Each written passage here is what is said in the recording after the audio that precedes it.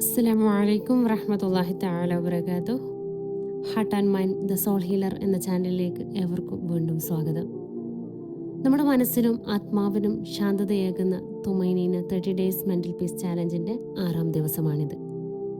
ഇന്ന് നമ്മൾ സംസാരിക്കുന്നത് പുറത്തു നിന്നുള്ള ശത്രുക്കളെ കുറിച്ചല്ല, മറിച്ച് നമ്മുടെ ഉള്ളിൽ തന്നെ ഒളിഞ്ഞിരിക്കുന്ന നമ്മുടെ സമാധാനവും സന്തോഷവും പുണ്യങ്ങളും ഒരേ സമയം നശിപ്പിച്ചു കളയുന്ന രണ്ട് വലിയ മാനസിക രോഗങ്ങളെക്കുറിച്ചാണ്. അതായത് അസൂയയും ഈഗോയും. മറ്റൊരാൾക്ക് ഒരു അനുഗ്രഹം കിട്ടുമ്പോൾ അല്ലെങ്കിൽ അവർ സന്തോഷമായി ജീവിക്കുമ്പോൾ ഉള്ളിൽ തോന്നുന്ന ഒരു ചെറിയ അസ്വസ്ഥത, അതാണ് അസൂയ. ഞാനാണ് വലിയവൻ, എനിക്കാണ് എല്ലാം അറിയുന്നത് എന്നൊരു ചിന്ത, അതാണ് ഈഗോ. ഒരു സൈക്കോളജി ട്രെയിനർ എന്ന നിലയിൽ ഞാൻ പറയാം, ഈ രണ്ട് വികാരങ്ങൾ ഉള്ളിലുള്ള ഒരാൾക്ക് എത്ര പണമുണ്ടായാലും സമാധാനത്തോടെ ഉറങ്ങാൻ കഴിയില്ല. മനസ്സിനെ കാർന്നു തിന്നുന്ന ഈ രോഗങ്ങളെ ഇസ്ലാമിക മനഃശാസ്ത്രത്തിലൂടെ എങ്ങനെ നമുക്ക് ചികിത്സിക്കാം എന്ന് നോക്കാം. അതിനായി 5 അത്ഭുത വഴികൾ ഇന്ന് നമ്മൾ പഠിക്കാൻ പോവുകയാണ്. അസൂയയുടെയും ഈഗോയുടെയും മനഃശാസ്ത്രം. സൈക്കോളജിയിൽ അസൂയയെ സോഷ്യൽ കമ്പാരിസൺ തിയറിയുമായി ബന്ധപ്പെടുത്തിയാണ് പറയാറുള്ളത്. അതായത് മറ്റുള്ളവരുടെ നേട്ടങ്ങളെ നമ്മുടെ കുറവുകളുമായി താരതമ്യം ചെയ്യുമ്പോൾ ഉണ്ടാകുന്ന ഒരു തരം അപകർഷതാബോധമാണ് അസൂയയായി മാറുന്നത്. അതുപോലെ ഈഗോ എന്നത് ഒരു മനുഷ്യന്റെ ഉള്ളിലെ അപക്വമായ അഹംഭാവമാണ്.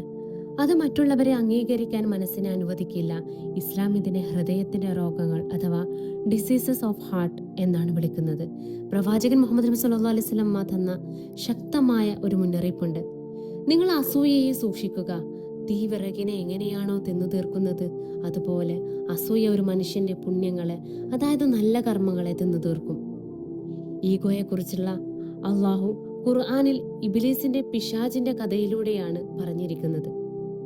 ആദമിനേക്കാൾ വലിയവൻ ഞാനാണ് എന്ന ആ ഒരു ഈഗോയാണ് പിശാചിനെ അള്ളാഹുവിന്റെ ശാപത്തിന് ഇരയാക്കിയത്.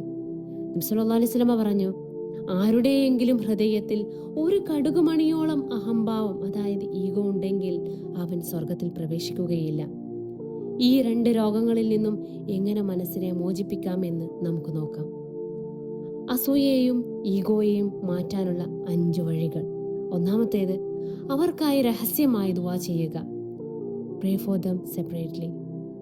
നിങ്ങൾക്ക് ആരോടാണോ അസൂയ തോന്നുന്നത്, ആ വ്യക്തിക്ക് അള്ളാഹു ഇനിയും കൂടുതൽ അനുഗ്രഹങ്ങൾ നൽകാൻ വേണ്ടി നിങ്ങൾ മനസ്സാ പ്രാർത്ഥിക്കുക.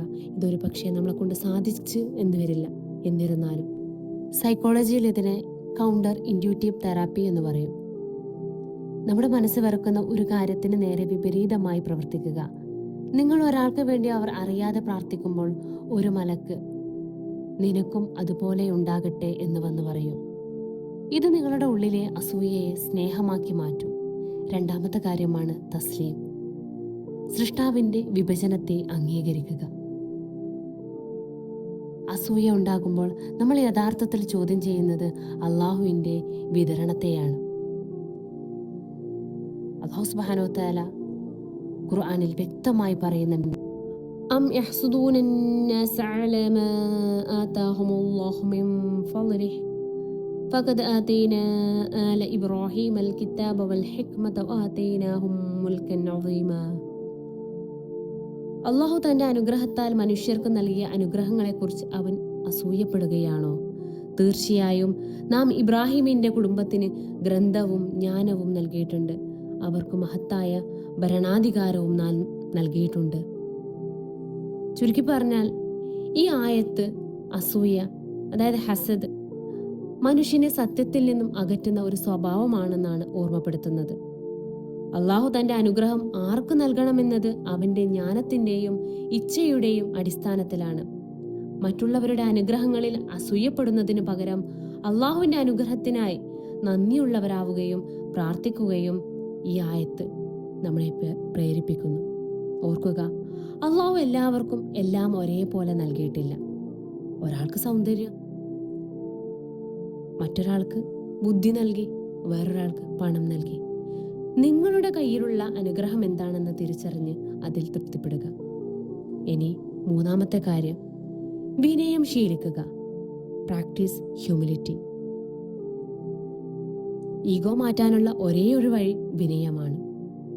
പ്രവാചകൻ മുഹമ്മദ് സല്ലല്ലാഹു അലൈഹി വസല്ലം പറഞ്ഞു, അള്ളാഹുവിന് വേണ്ടി ആരെങ്കിലും വിനയം കാണിച്ചാൽ അള്ളാഹു അവന്റെ പദവി ഉയർത്തുക തന്നെ ചെയ്യും. ഞാൻ വലിയവനാണ് എന്ന ചിന്ത വരുമ്പോൾ നമ്മൾ മണ്ണിൽ നിന്നാണ് സൃഷ്ടിക്കപ്പെട്ടതെന്നും മണ്ണിലേക്കാണ് മടങ്ങേണ്ടതെന്നും ഓർക്കുക. നിങ്ങളെക്കാൾ പ്രായം കുറഞ്ഞവരോടും പദവിയിൽ താഴെയുള്ളവരോടും സലാം പറയുകയും അവരെ ബഹുമാനിക്കുകയും ചെയ്യുക. 4-ാമത്തെ കാര്യം, മറ്റുള്ളവരെ പ്രശംസിക്കുക. ചെറിയൊരു ബുദ്ധിമുട്ടുള്ള കാര്യമായിരിക്കും അല്ലേ? Appreciate success. ഈഗോയുള്ള ആളുകൾക്ക് മറ്റുള്ളവരെ അഭിനന്ദിക്കാൻ കഴിയില്ല. അത് മാറ്റാൻ മനസ്സിനെ നിർബന്ധിക്കുക. നിങ്ങളുടെ സുഹൃത്തോ സഹപ്രവർത്തകനോ ഒരു വിജയം നേടുമ്പോൾ ഉള്ളിലെ ഈഗോ മാറ്റിവെച്ച് മുന്നോട്ട് ചെന്ന് അവരെ ഹൃദയപൂർവ്വം അഭിനന്ദിക്കുക. മാഷാ അല്ലാഹ്, നിന്റെ വിജയത്തിന് എനിക്ക് സന്തോഷമുണ്ട് എന്ന് പറയുക. ഇത് നിങ്ങളുടെ ഉള്ളിലെ മനസ്സിൽ വലിയൊരു ഭാരം കുറച്ചു നൽകും. 5-ാമത്തെ കാര്യം, സ്വന്തം തെറ്റുകളിലേക്ക് നോക്കുക. സൈക്കോളജിയിൽ ഇതിന് സെൽഫ് റിഫ്ലക്ഷൻ എന്ന് പറയും. മറ്റുള്ളവരുടെ കുറ്റങ്ങളും കുറവുകളും നോക്കിയിരിക്കുമ്പോൾ നമ്മുടെ ഈഗോ കൂടും. സൈക്കോളജിയിൽ ഇതിന് ഇൻട്രോസ്പെക്ഷൻ എന്ന് പറയും. മറ്റുള്ളവരുടെ പോരായ്മകൾ തിരയുന്നതിനു പകരം എൻ്റെ ഉള്ളിലെ തെറ്റുകൾ എന്തൊക്കെയാണ്, എനിക്ക് എവിടേക്കെയാണ് മാറ്റം വരുത്തേണ്ടത് എന്ന് ചിന്തിക്കുക. നമ്മൾ മാറാൻ തുടങ്ങുമ്പോൾ മറ്റുള്ളവരോടുള്ള വെറുപ്പ് ഇല്ലാതാക്കും. അതോടൊപ്പം ഇന്നത്തെ നിങ്ങളുടെ തുമൈനീന ചാലഞ്ച് എന്നുള്ളത് ഇതാണ്. 1-ാമത്തെ കാര്യം, നിങ്ങളുടെ മനസ്സിൽ ഒരു ചെറിയ അസൂയയോ അല്ലെങ്കിൽ ഈഗോയോ തോന്നുന്ന ഒരു വ്യക്തിയെ, അത് നിങ്ങളുടെ സുഹൃത്തോ ബന്ധുവോ അതല്ലെങ്കിൽ സോഷ്യൽ മീഡിയയിൽ കാണുന്ന ഒരാളോ ആകാം, അവരെ ഓർക്കുക. ഇന്ന് രാത്രി ഉറങ്ങുന്നതിന് മുമ്പ് അള്ളാഹുവിനോട് അവർക്കായി മാത്രം പ്രാർത്ഥിക്കുക. അള്ളാഹുവേ, ആ വ്യക്തിക്ക് നീ നൽകിയ അനുഗ്രഹങ്ങളിൽ നീ ബർക്കത്ത് നൽകണമേ, അവർക്ക് ഇനിയും കൂടുതൽ നൽകണമേ. നിങ്ങളുടെ ഹൃദയം എത്രമാത്രം ലഘുവാകുന്നു എന്ന് നിങ്ങൾ കാണുക. അവസാനമായി പറയാനുള്ളത്, പ്രിയപ്പെട്ടവരെ, മറ്റുള്ളവരുടെ വിളക്കുകൾ ഊതിക്കെടുത്താൻ നോക്കിയാൽ നമ്മുടെ വഴിയും വെളിച്ചമാകില്ല.